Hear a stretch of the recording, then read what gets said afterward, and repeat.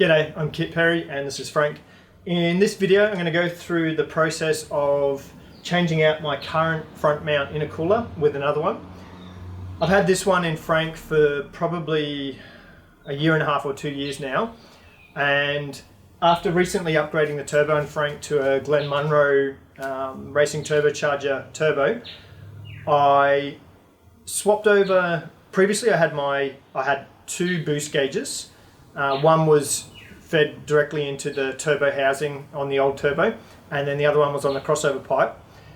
With the new turbo, what I decided to do was not put one directly into the turbo. So the first one I've got is in the crossover pipe, and then what I actually did is ran another one, the second boost gauge to post intercooler. So I got one pre-intercooler, one post intercooler.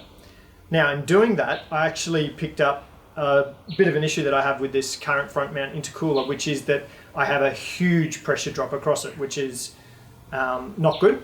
So at the moment I've got it set at about 17 psi, and when I'm at 17 psi in pre-intercooler in the crossover pipe, I'm getting 17 psi, but then post intercooler I'm getting about probably between 10 and 12. So I'm looking at a loss of about 5 to 6 psi, which is huge. You know, like an efficient intercooler should be 0.5 at the most. So, and the reason for that, I think, is just the design of it. I just think it's a poor quality design. I think it's been working. I think it has lowered intake temperatures because if I, at the end of a hard run, if I put my hand on the pipe from the crossover pipe and then the one that goes into the intake manifold, there's definitely a big difference in the temperatures between them. So it has been dropping temperatures, but at the same time I've been losing 5 or 6 psi boost, which is just too much. So having a chat to Glenn, and he reckons that it's mostly because of the actual design of the current intercooler, which is, I'll show you in a second, but basically it's in one side and out the same side. So it sort of goes through a long passage, does a UE, and then comes back through. And so he basically said that it's not a very efficient design. So he recommended one of these guys, which I'm going to replace it with. So basically just a normal, in one side, travel through and out the other side. It's going to take a bit of reworking. So I bought a few lengths of two 1 meter lengths of stainless 2.25 inch tube to construct it out of, and 3 90-degree bends, because that's all I need, I think. Then I've got, for the UE at the end over that side, I've got a 180-degree 2.25 silicon attachment there.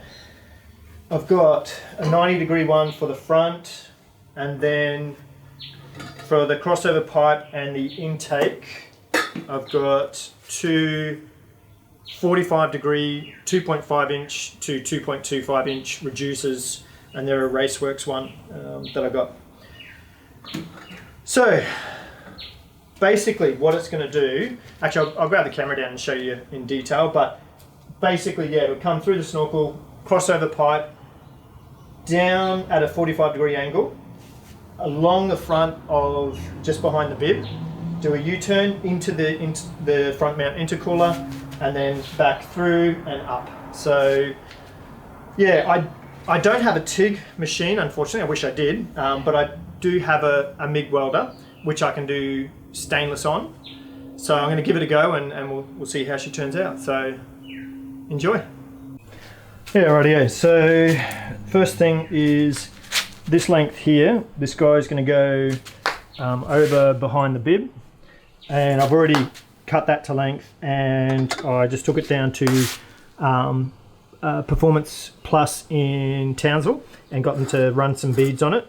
So hopefully that'll help them to sort of keep attached. These two are going to be at the 45-degree angle from the crossover pipe and the intake manifold.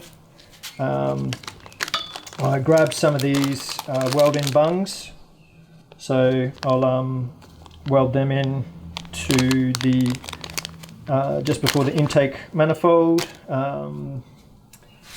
yeah, that's the intercooler. I'm going to paint in black. So currently, this is the setup I've got now that I was just saying before. So you can see it comes in at the top here, runs along this sort of skinny section, does a UE at the back here, and then back through here, and then back up there. So the reason why I did that originally was just sort of basically for the ease of doing the piping.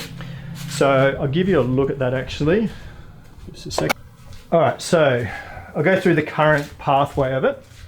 So basically we are in through the snorkel, runs down, in through here, up through here to this custom box that I made out of an ammo tin. Got a pod filter sitting in there. Goes in here, through the turbo, crossover pipe. Then if we come around here.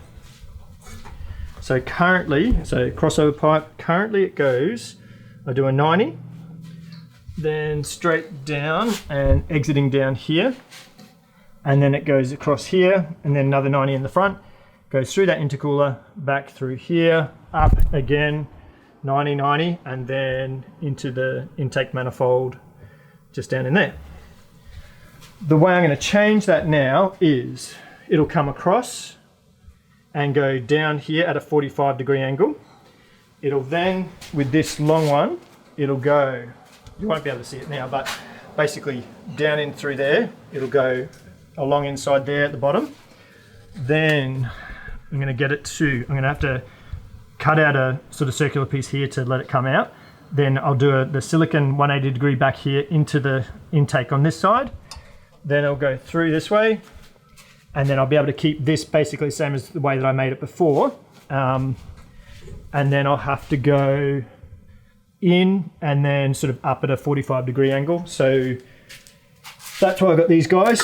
So probably makes sense when I sort of get into it. But anyway, so yeah, that's what it's going to be. The paint, I'm going to, so currently I've got this stainless steel like security door mesh that I got from a local company to protect the intercooler.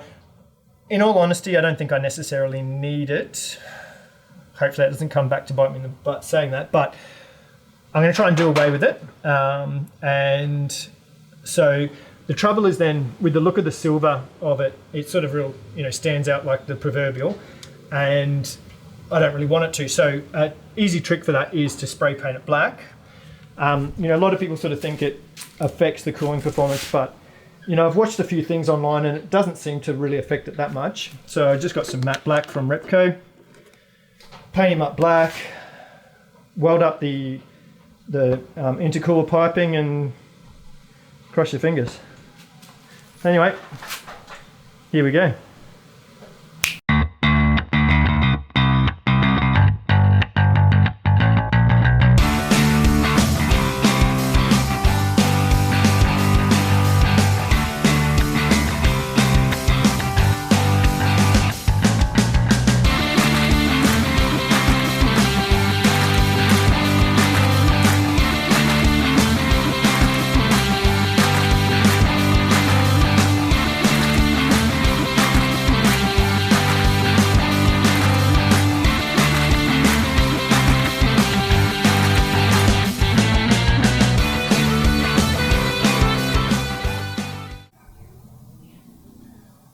There you go, it's a couple of coats, nice and shiny. Rightio, so mid-job at the moment. They're the old intercooler pipes. And I've done up this one, I'll grab it out in a second and show you, but basically it comes in through there, up through there, up at a 45, and into the intake, that one. And then I've got this guy here, which goes basically from the crossover pipe, it'll go down there. And I'll bring you around the front here and sneak him in there. And then over here, so I'm going to cut out a section through here like that, and then it will come out through there and into the intercooler. So, a bit hectic at the moment, but sort of getting there. Had to take the grill off to get to that point. What else? I'll put you up and I'll have a chat. Rightio, so about midway through the job, and I thought I'd give you a little comparison of the new intercooler with the old one. So this is the one I went with originally. I've had it on there for probably, I don't know, a couple of years now, 1.5 to 2 years. And it did drop the temperatures. So, you know, after doing a highway run, you know, pushing it a bit hard, and when I stopped, if I put my hand on the crossover pipe before pre-intercooler, it was definitely hotter than the one post-intercooler. So it was definitely cooling. But you can sort of understand, you know, why it's got such a huge pressure drop. So it, yeah, comes in through there, does a UE at the end here, and then comes back out that side. I thought, you know, like if someone's gone to the effort of building it, that, you know, would be a little bit more efficient than that. Like I thought, you know, I expected it to have a bit of a drop, but really not that much. It really sort of surprised me. So this is the new one. So it's, yeah, basically in one end all the way through and then out the other. So, you know, I reckon that's got to definitely be a bit more efficient and flow a bit better than that one. Also, these are the old pipes that I had before. So they did these 290 degrees, which wouldn't help. They're also 2-inch, and the new piping that I've gone with is stainless and 2.25 inch. So a little bit bigger diameter, which again, I'm hoping it will, you know, help it sort of flow a bit better. So where I'm up to at the moment, I've fabbed up this guy, that's post intercooler coming up to the intake manifold, and had to do a few little joins in that, which I'll show you in a second. And I've also done from the crossover pipe, goes down at a 45-degree angle, then I sneak it in behind the bib and between the radiator and the aircon condenser, then across, and then it's going to do a UE at the end, and then yeah, get back in through that side. So we're getting there. It's tight, a little bit tricky, and you know, it's taken a bit more sort of working it out than I thought it would, but it's not too bad. And I think once it's done, it'll be really good. So I'll grab the pipes out again before I sort of hook it all back up, and when I do that, I'll give you a look at the design of it and how it all works. But should be good. Cheers. Yeah, all right. So that's the new one, painted up with some matte black. So yeah, you've got going down there, you can sort of see at that 45-degree now angle. So that one's the intake, and I've got him going up here, so I've got to bend through there. I'll grab it out in a second and show you. And don't mind the dogs. Yeah, so the other one goes down, sort of see him there, comes down through there, sneak him behind the bib, just fits, and then the end of it's there. And then what I'll do, where's my 180-degree one? I don't know where I put it. Anyway, basically from there, it'll then, I'm going to do a hole here, and then it'll come out there and go back into the intercooler. In terms of the intercooler mount, I just got a bit of aluminium from Bunnings, just 90-degree stuff, and top and bottom, and then that's what will hold it in place. And I'm also going to, 2 seconds, got to fix up this guy at the same time. So it's looking a bit worse for wear. So I'll take the badge off, and I think I'll go to Autobarn and grab some new mesh because it's sort of broken in a couple of places. But grab some new stuff, paint her up, should look like a new one. Here we go. I was just taking this apart, and I was actually thinking I might just keep it, and in these bits where the grill's sort of missing, what I might do, because I'm gonna cut this off and shorten it up, what I might try and do is weld in a couple of these in those spots, paint it up, and just reuse it. May as well, eh? I've got the Toyota, I've painted it in the green of Frank. I think I'll do like a white outline on the top ridges of it. Pretty sure that's what they are factory, but Not that it really matters, but anyway, I'll give that a go. And I've painted the diesel badge black again with matte black, and I'll go through with red and fill it in. But yeah, I reckon I can save that rather than throw it out. We'll see. Rightio, so cut that little guy out there, which will go in there, and I'll just try and just weld him back in place there. And then this hole here, cut out like an X sort of piece, and then that'll sit in there. So I'll just try and weld them in and then give it a spray with some matte black and see how we go. Cheers. Rightio, so welded in a couple of pieces there. I think once that's painted black, you hopefully won't be able to tell. We'll see. Man, I hate cutting holes in Frank, but had to be done. Still a bit toasty, but here we go. That's him there. So that came from down here. So, still got to clean it up and everything, but basically it'll intercooler there, goes through there, and if you can see it, but back up in there is the pipe. Cross your fingers. Rightio, so got the intake for the post intercooler one out, so you can see the hole there. You can see lovely big hole I've made there. Still got to clean that up. So the next one I've got to do is weld in this fella. So that's a little bung that I got, and that'll weld in there. And then I've got a little piece that screws into that, and that'll go to the boost compensator. And then I'm going to put another one of them on the other side, which will go to the post intercooler boost gauge. Here we go.